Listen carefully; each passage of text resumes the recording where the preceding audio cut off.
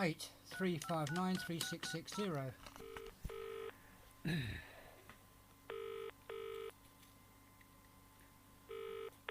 Good afternoon, Barner Holmes. Graham speaking. Graham, it's Martin Smith here. How are you doing? Hello, Mr. Smith. Yeah, not too bad, thanks. Okay, well, basically, I was kind of waiting for your agenda to sort of turn up, but maybe you're not going to send one now. But more importantly, today I've just had a phone call from Tom Mahoney. He's received an email from Bob Huffam that's sort of implying that the Corporate Governance Directorate on the edge of a cliff about to start prosecuting me again. Oh, right. Well, from you Bob know, Huffam. yeah. Now, you know, I've got the confession from Nanda that she deliberately designed words to provoke me. And I'm going to make damn sure that the very first judge hears that. I've got my old man's laptop. I'm not going to take any nonsense. The judge is going to know exactly what the hell is going on from day one. And I think now I know what's happened.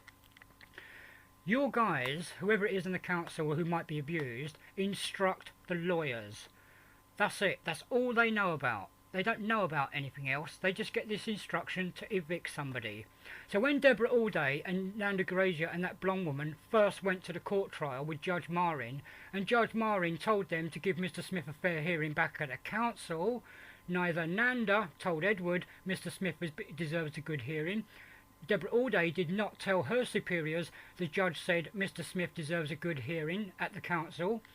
And the reason why they didn't do that is because lawyers are only purely instructed to prosecute people. They're not interested in all the nitty-gritty of what actually happens. It's disgusting that Deborah Allday, from the very first court trial with Judge Marin, they were told to give me a fair hearing. Also, Judge Marin sussed it out. If all calls are recorded and Nanda was told to fuck off by Mr. Smith, then Nanda must have provoked Mr. Smith. That's why he ordered a fair hearing, for me to tell that to Edward. And then you try prosecuting me, is what Judge Marin was saying. So this time, if you want to prosecute me, we're going to spend all day with my laptop in front of the judge, listening to you telling me that Nanda did wrong a year ago, 6 months ago, last week. Everybody is going to be implemented. There won't be any defence lawyer unless I get £500,000 out of the judge. Right. I'm not having your people calling me racist like that woman did the other day, and then making a statement to Bob, or the woman, what's her name, Jerry Hall yesterday. I was trying to get through to Tracy Lee. She goes, "Oh, you're very rude, interrupting me, talking over what I'm saying. Don't you think that she's very rude? Yet she's answering Tracy Lee's telephone." You know, you guys have got to get your act together, because I record all my conversations because Barnet Council lies about recording conversations. That word, recorded, is a disaster. I'm going to give you the £50,000 word. And I'll tell you why it's worth £50,000, because all of your managers have signed off your call centre as saying all calls are recorded is acceptable. It should read, all calls are registered. Then I know you've got my phone number, which is my address, and the time and when I was saying it. You haven't exactly got the recorded wordage of Nanda abusing me. I told her to fuck off because I knew it was being recorded, and I was expecting her higher management to listen to her provoking me. Now, a year later, she is deliberately admitted to me that those words were designed to provoke a reaction. So as far as I'm concerned, Graham, you lot can take me to court. It will save me the expense. Right, this gagging order, this power of arrest on me, what are you going to do? Get me evicted from my home for going in pursuit of the truth? Well, what makes you think that you'd be at risk of that? Because Bob Huffam wants to prosecute me at the moment, because I'm going to go around stamping the transcription of Deborah Allday, posterising it all over Barnet and all over London.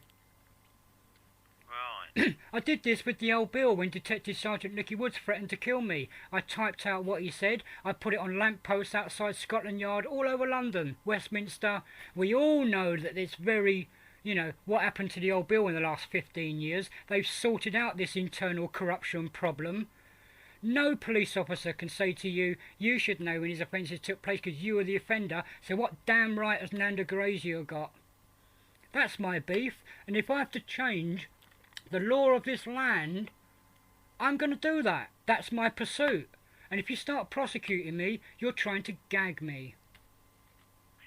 Well, my understanding would be that that's only likely to happen if there's threatening behaviour or abusive behaviour. Well, Tom Mahoney says that corporate governance I think they're mainly concerned with me and Deborah Allday. The fact that I might posterise what Deborah Allday said.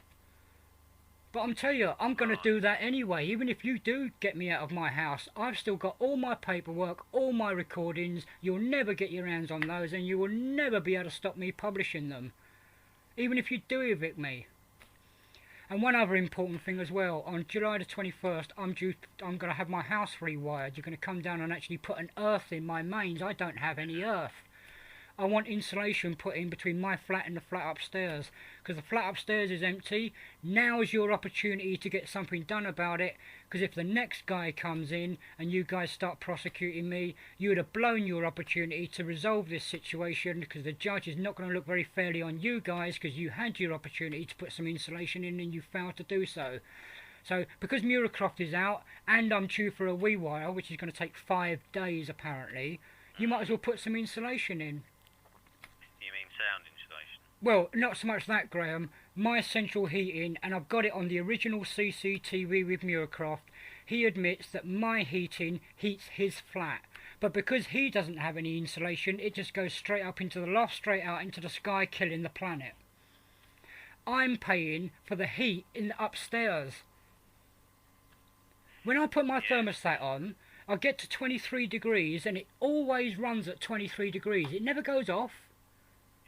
Yeah, I'm losing heat constantly, straight through up to upstairs.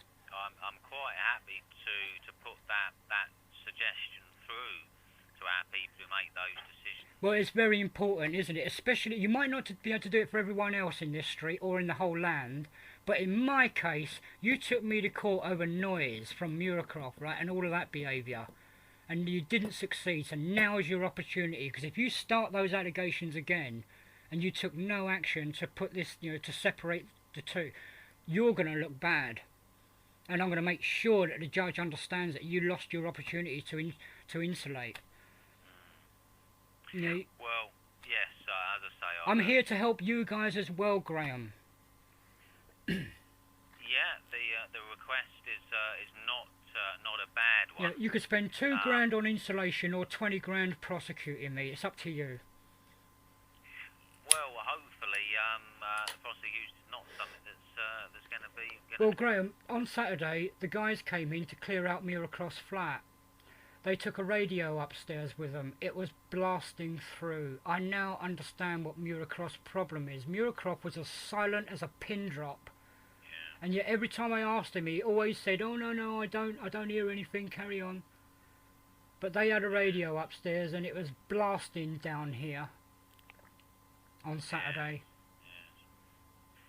Well, that would seem to indicate a low level of sound insulation, as you... Well, according to Lisa and the other neighbours I speak to, it's a well-known fact that these houses don't have a major noise problem. It's been going on for years. It may well be the case. The policy, though, set by the board is that they don't carry out any extra sound insulation works. Well, basically, I think in my case it's needed. I don't want the next guy listening to me, and you certainly don't want me listening to them, because you know me, I will drill microphones through the ceiling until I end on. If he's talking about me, I will bug him. Simple as that. Well, my understanding would be that would be illegal. Well, until Sheila Oliver puts it in writing that you are not actually bugging me, I'm just going to carry on. I've had no confirmation that the surveillance on me that Sheila Oliver said was happening has ended. I've had no confirmation that it's ended. All right. Well, Do you see what I mean? Well, she told me that I was being bugged. That's why I put the CCTV up, and 3 months later it caught Muircroft abusing me, which you lot have constantly ignored because your lawyers have already been briefed about getting me evicted. Even Bob Huffam ignored the CCTV of Muircroft abusing me. That's why I'm so annoyed. You're definitely not being bugged. Well, if you want me to, if the next guy causes me any grief, I'm going to bug him. And you could take me to court to stop me. And another thing, I've had this problem with, over the road there's some old people, really, really friendly. I like them, they like me and all of that. Yeah. Their medication nurse, she drives up on the mobile phone. She goes in there on the mobile phone. She comes out on the mobile phone. She drives off on the mobile phone, speaking Congolese African accent, very, very politely, well spoken. She's not using it for work purposes. We pulled her up. A year ago, she reversed into my mate's car, smashed his headlight, just went straight into it, drove off. Lisa has said to her recently, 3 or 4 months ago, be careful how you're driving. She said, who are you, the police? Funny you should say that. I've got a CCTV camera. That makes me as good as the police. So I phoned the police and they said, capture her and we'll nick her. So I've been trying to capture her. Last week I was working on Lisa's garden, which is next door. The woman goes in. When she comes out, she made some sort of remarks. I said, what did you say? And she said, oh, something or other. I said, look, the police have told me to use this camera to video you. And she's saying, oh, I don't drive while I'm on the phone. I'm saying, look, I videoed you just 2 days ago on Sunday. Oh, I don't do that. You're only having a go at me because I'm black. You're racist. What? Are you calling me racist? This is all going on CCTV, Graham. She is calling me racist. Are you calling me racist? No, no, no. I'm not calling you racist. Lisa says you're racist. And all the other neighbours know all about you. You're racist.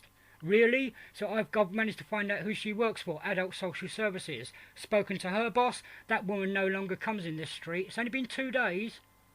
But just like that woman the other day on you guys, calling me racist, that's twice in 3 things have happened. Twice I've been called racist instead of anti-Semitic. And then Jerry Hall yesterday going, oh, you're very rude. Yeah, yeah. Well, it's all in the perception, isn't it? Well, I'll tell you what, right. This woman out here is racist. There are people like her around in this country, and that's what my book called Revenge is going to be all about. It's about everybody. These black people, and I'm going to use the racist term black people, some of them definitely think, oh, if I get criticised, I'll just call the guy. If he's white, he must be racist. It's in their head, it's in their blood, it's a genetic thing.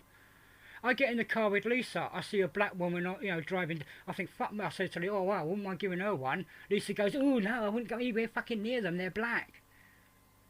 It's in her blood to be genetically against those people. I don't discriminate that way.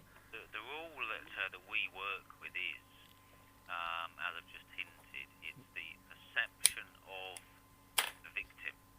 Right. Whether something is considered racist or not. Right, well, when I told that Jewish woman, I don't care if you're Jewish, I mean, all I said was, I don't care about that, babe. She told me to be careful what I'm saying because she is Jewish. I don't care about that, babe. As a matter of fact, you're all intolerant, meaning the council, the whole lot, because suddenly she's been intolerant against my complaint. She's put her religion in front of her job. And you want to do that behaviour to me, a cosmologist? In cosmology, there's only one genetic gene pool, and it's called planet Earth. Yeah, well, nevertheless, you know, sometimes inadvertently we say things, don't we?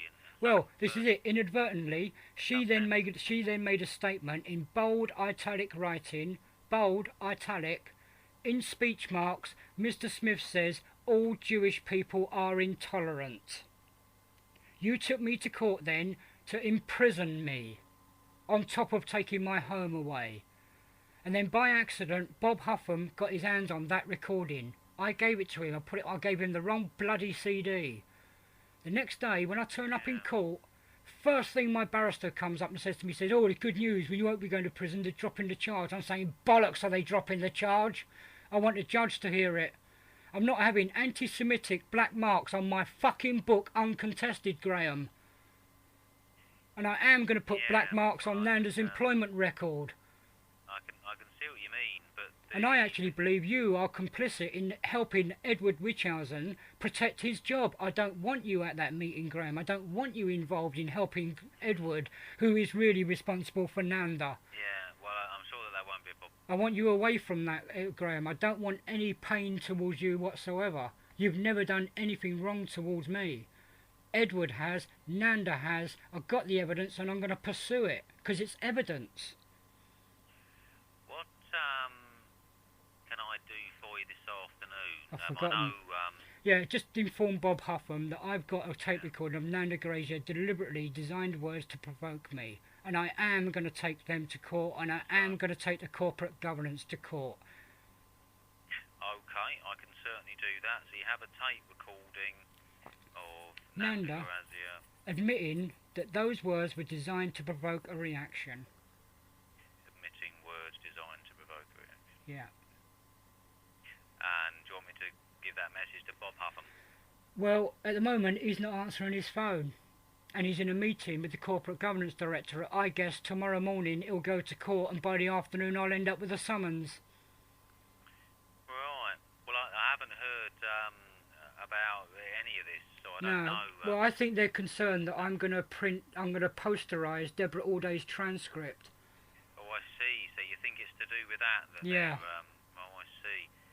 So Whereas all I'm doing, I'm in pursuit of the truth. I want the names of those people that are with Deborah Allday so that I can complain about them to the Law Society. It's nothing personal, it's just business. I don't even want to know what they look like. But if they keep burying it, then there's corruption.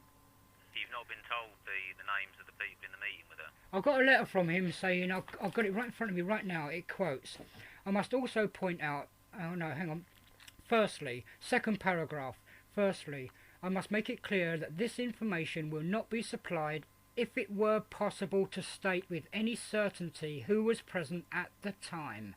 That is a load of bullshit cover-up bollocks.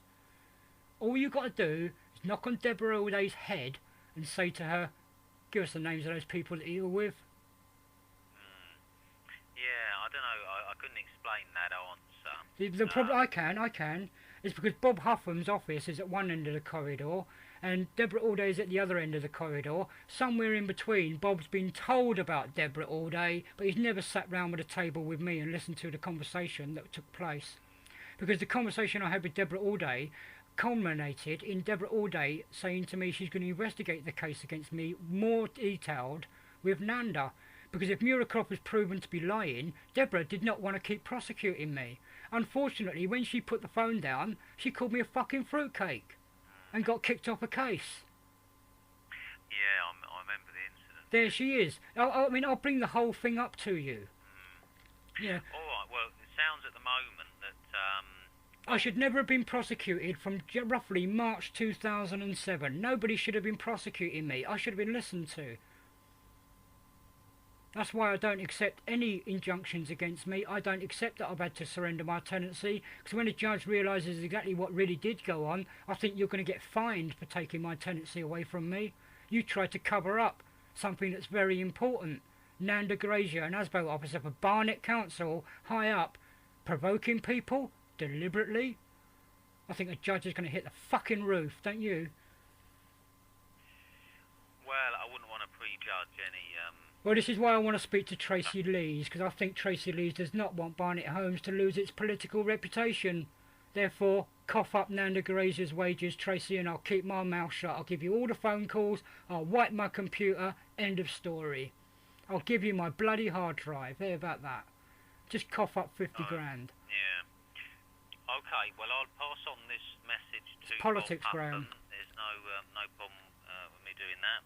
I'm in pursuit of the truth, mate, that's all. I just want the truth. Yeah. You came down on me like a ton of bricks. All I want is a couple of names and compensation from Nanda, and that's the end of it. Okay, well, I can't guarantee that you're... No, I know. That, Nothing personal, Graham. I'm very sorry about my tone of voice and attitude and stuff, but that's the way it is. I'm the one with the psychotic illness. And your company logo does say working together, and you are one of the few people that does work together. Okay, well, thank you very much. I'll pass on this message then to Bob Huffam. Okay, Graham. I can email him, so whenever he comes out of his meeting, he can read it. You know, if he takes me to court, the judge is going to listen to Nanda and Deborah. Okay. Thanks very much, Graham. Thanks for your call, Mr. Smith. Thank you very much. See you Bye. soon. Cheers. Bye.